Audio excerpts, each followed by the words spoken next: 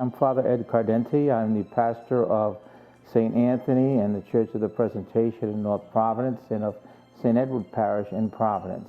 The inspiration behind the home was when we had an empty building and we had no prospects of tenants, and we were aware of the growing number of homeless families in the state and no permanent solution for their plight, when we decided to take the risk. And it was a risk because we didn't know how we were going to get finances, but we decided to take the risk and to make a plan to use this former school building as a shelter for the homeless.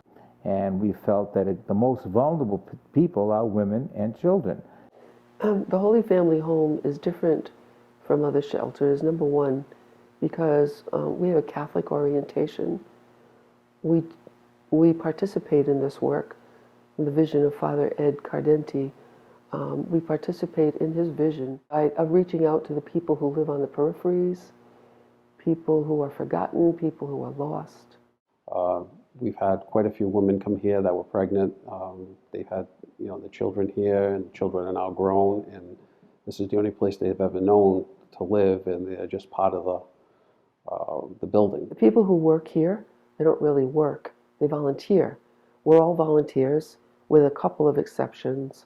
So we're here because we want to be here, and we're here because we care about the people that we are working with. We've learned that through the statewide 211 agency that all calls for housing are fielded, and that they told us that 7 out of 8 of requests are for Holy Family Home. The home can hold 12 families. Now, a family consists of mother and children. So right now we have 10. Somebody's moving out. So it's kind of it's a transient population as well, in the sense that people come here to get a leg up on life, and sometimes they actually do, and they move out to their apartments. We took our first resident in, I believe it was August of 2015.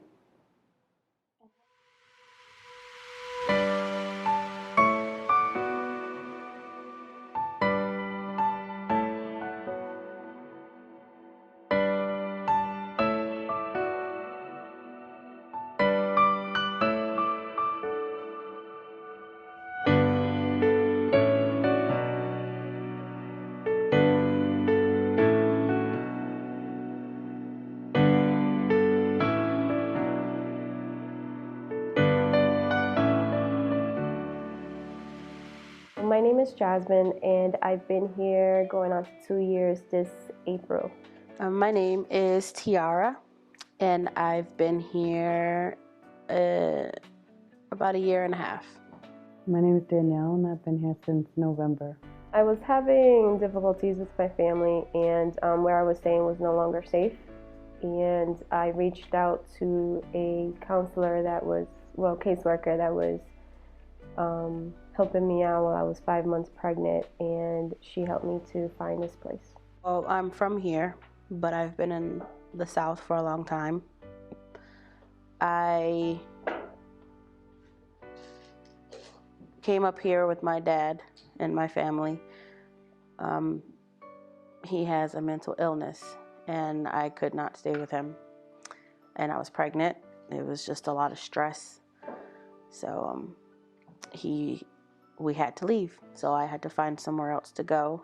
And thankfully, Holy Family Home took me and my family in.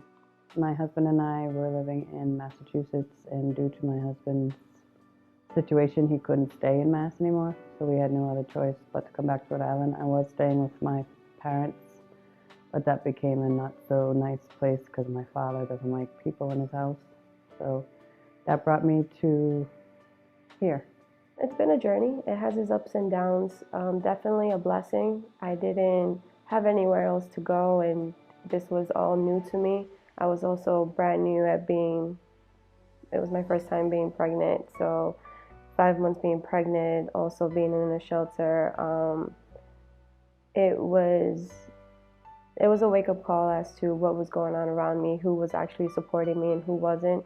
It's a comforting feeling to know that you can come in inside and make a place your home until you are ready to move on. This isn't my first time in a shelter. I mean, it's better this time. The staff is good, most of the staff. Me being the oldest female in the building, besides the staff, it's a little much because they're all younger kids. So I kind of don't feel like I fit in. And being here has definitely opened my mind and thought process as to how to better prepare and not count on others. Yeah, at first it's kind of hard because you're kind of looking around and you're just kind of like, I don't know how I feel. But then as time goes on, you know, like the other residents are friendly. Everybody, for the most part, gets along. Everybody's just friendly. It's a welcoming feeling. Then you come inside and, you know, everybody has a bed. You just don't expect that. It's definitely not like any other shelter you've ever been at all. It's completely different.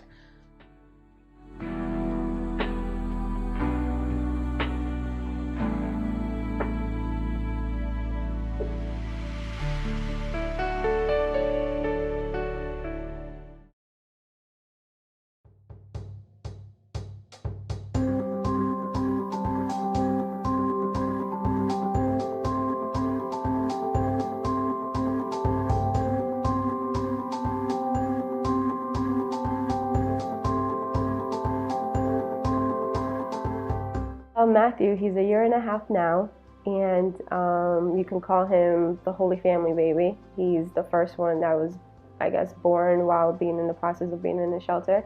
Certain supervisors has took him on as a grandson or a nephew or anything like that. He's grown a lot.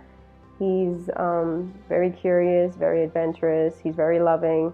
He's also has his moments where he kind of wants to be by himself, and he lets it known.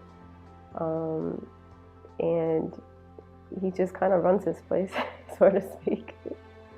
Jaden is my oldest. He is 8. He's very shy, but he loves to dance. Aaron just turned 7. He's different. He's a little weird sometimes, but he's funny. And Josiah is 1. He's a wild card. He's a wild card, but they're all very fun. They're good for the most part, good boys. They just do regular things that brothers do, fight, argue, but they're good.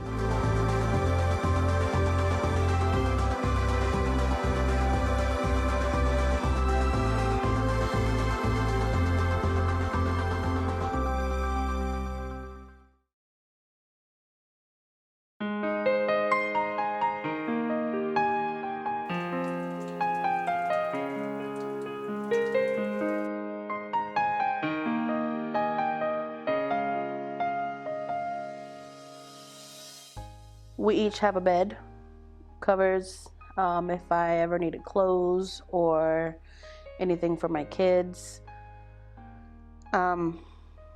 School supplies, book bags, anything. I don't think it's so much as if they have it, it's more so if you need it and you tell them that you need it, you know, they will go out their way sometimes to find what it is that you need. You have to make sure your chores are done. You got to make sure you keep your appointments with the financial advisor, stick by the curfew, make sure you keep an eye on your kids. Here they have curfews, and they secure the building and they lock it down. So while I'm working, I work over now at Miriam Hospital on the oncology floor as a CNA, which is another perk of being here. I was able to go to school for that and not have to worry about whether or not I had to pay for rent or utilities. The kitchen, the only thing that we are sharing are stoves or microwaves, you know, like the appliances. But we have our own refrigerator space, our own lockers to put dry foods, or if you got something that you didn't want, that you could share it with other people as long as you put it in the right place. You have to follow their rules and come in on curfew. If not, they will write you up.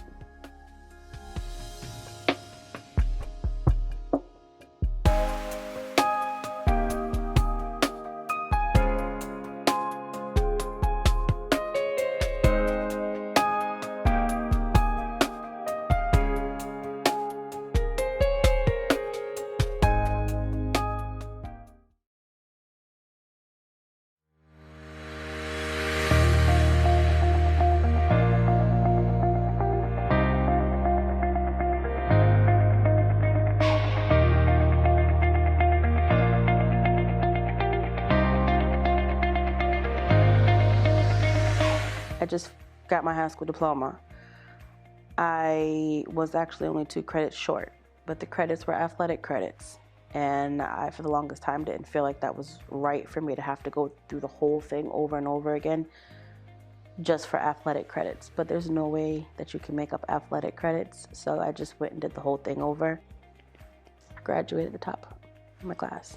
I'm actually on my way out. I'm leaving on Saturday. My husband and I have gotten an apartment, and my daughter is going to be leaving in the next week or 2 to go to Maine to finish high school, and trade's going to go to Job Corps. My goal is to continue working where I am. I'm currently looking for a place, and I actually do have a place. I planned to leave in about 2 months.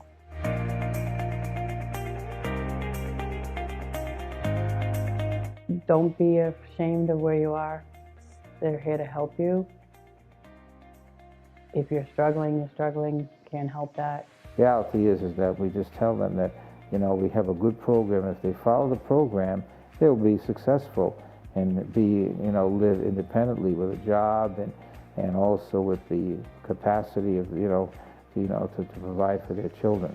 And here they've been very loving and caring and